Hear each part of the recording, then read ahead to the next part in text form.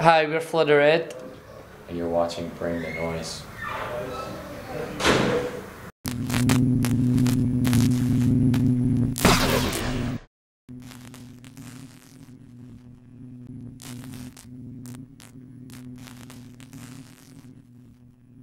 Home comforts for me is like sort of maybe clothing items. I think I've had this jumper on since. I don't think you've had it off, I'm not gonna lie. That is true. Maybe it got really hot one night on stage and you took it off, but it's been on more or less 20 On a rare occasion.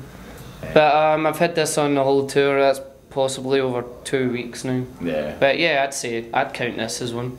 How about you? I like to take my drawing pad just because it gives me something to do. You know, like if there's a long wait before the show, because we 9 times out of 10 we'll get to the venue like 4. We're not on until like 10. Feels like I'm interviewing. So I like to take my drawing pad with me. I also take like I have a couple of toy cameras that I take with me, and I take pictures, and it you know, it just sort of makes me feel like I'm at home. Interesting.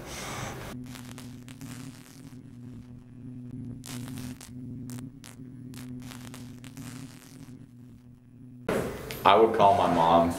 She is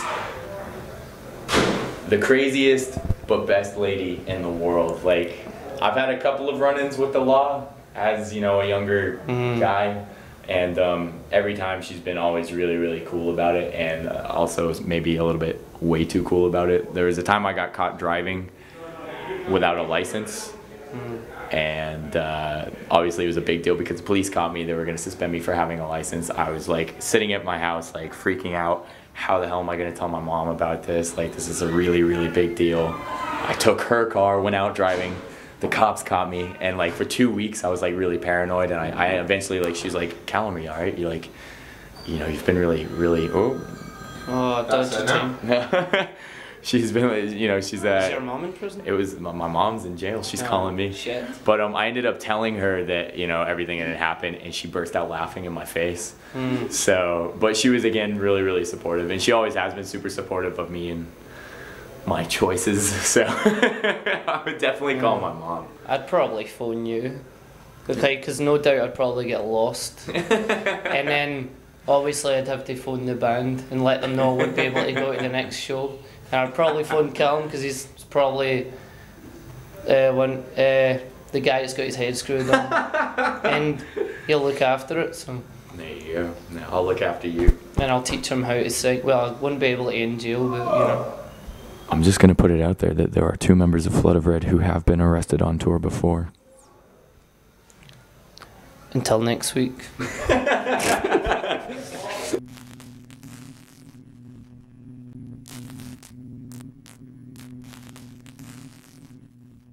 As soon as my laundry's done, I'm on board again. Pretty much. I've got clean clothes. This isn't normal for us, you know what I mean? I should be wearing jeans that are covered in sweat and snot, and a t-shirt that I've been wearing for 4 days or something and is damp still.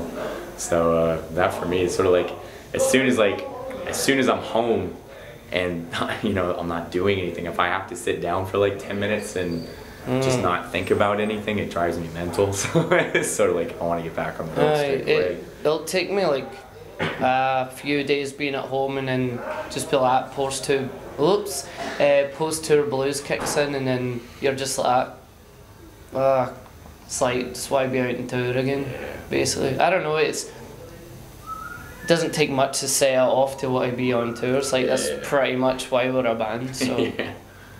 It's the one reason we're still in the band to this very day, is we just love playing live, and there's like no other experience like it. So pretty much. As soon as we have to stop playing live, you just, you know, you're just itching to play again, itching for that next show.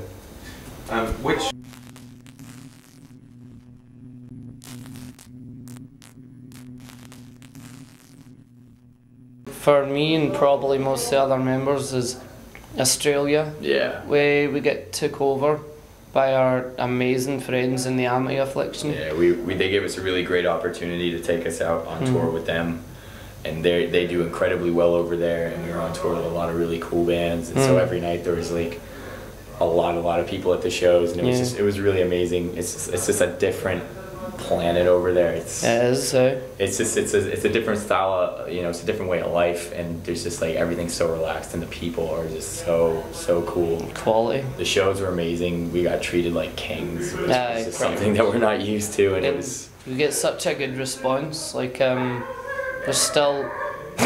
Someone singing in the background. It's the rest of the band, but we keep getting asked to come back over through like Facebook and MySpace and stuff like that, and they just like they're like so welcoming. We'd love to go back over, but it's just like it's really expensive to fly over there. Pretty it's much. like more or less $1.50 each just for us to fly. But we are looking at getting our album released over there, and hopefully doing that through a record label and finding some way to get back over there sometime soon. Just 'cause it's one of those places. I think it's like the only place I could drop everything and move over there and just start again, because it's incredible. It's beautiful.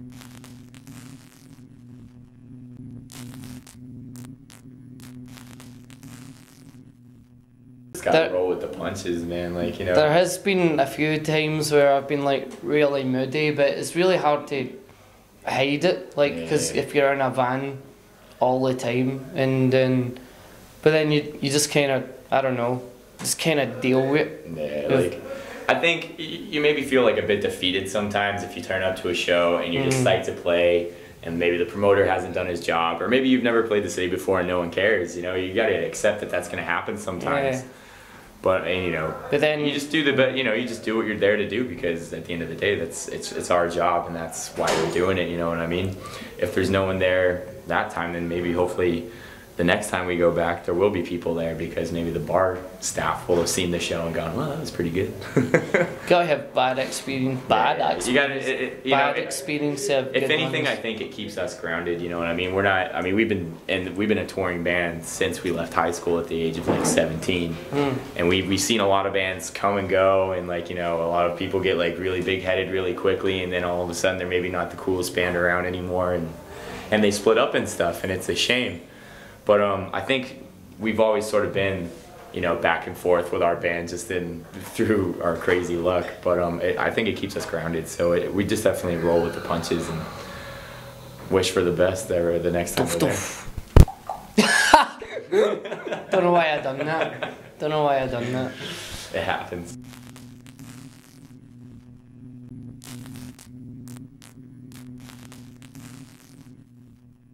Graham's really messed up his hands a couple of times when we were recording, especially like, I think he went to sit up and he didn't realize there was a glass beneath him. He was on the floor, and he put his hand through the glass, and like there was just literally shards of glass like sticking through his fingers, and we had to record for like another week and a half, so that was a bit difficult for that, but he carried on, which was pretty cool. He's quite notorious for injuries, actually. He's like, once we were playing a gig and he decided to just climb like some sort of scaffolding above the drum kit, like a lighting rig. He went wild. He went to the top and realised he couldn't get back down, and he fell.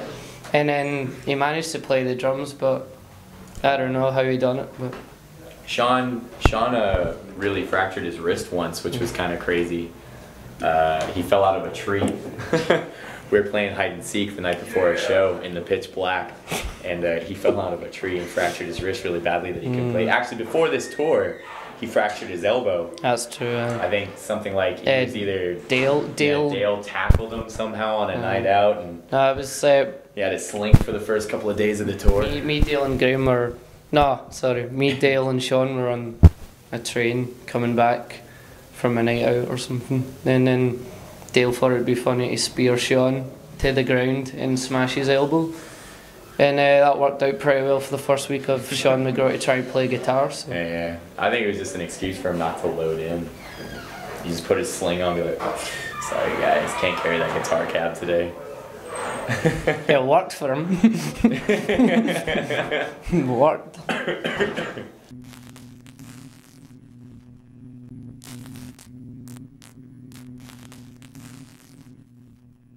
That show in Wrexham was pretty bad. Central Station a year and a half ago. We played a show in Wrexham, and basically for some reason they wouldn't let us play in the actual venue. They made us play in the bar, and it was like they had sort of like taken like a kitchen table or two and like popped them on this, sat them around, and that's what we had to put the drum kit on, and and basically the sound guys like didn't know what they were. We had a sound guy with us, and he spent like 4 hours rewiring the soundboard because it was that much of a nightmare. And they were really, I don't want to say that they were really shitty to us when we were there, but they weren't exactly helpful, and we were trying to be Didn't give a shit. like helping them out, and they were just like not interested in what we had to say. And then like 2 songs into the set, the PA cut out, and we had to stop playing, and they were like looking at us like it was our fault. And we were just like, ooh, sorry. I couldn't really. There was one time. I write American Pie, but we played this 21st birthday party, and it was like a 50s swing sort of vibe. The whole family were up dancing away to swing music, and then it was like my boss at the time. I used to work in a shop, and she asked like the band to play a gig. We're like, aye, why not? Didn't know it was going to be like a pure 50s themed thing. As soon as we were on, we just get looked at as if we're like pieces of shit. Like the whole family are like that. It's really awkward. What is this? Maybe her and her boyfriend will be into the band, but then like her 90-year-old grandparents, they don't want to hear our music. You know what I mean? But it was really awkward. That's probably the most awkward I've ever felt.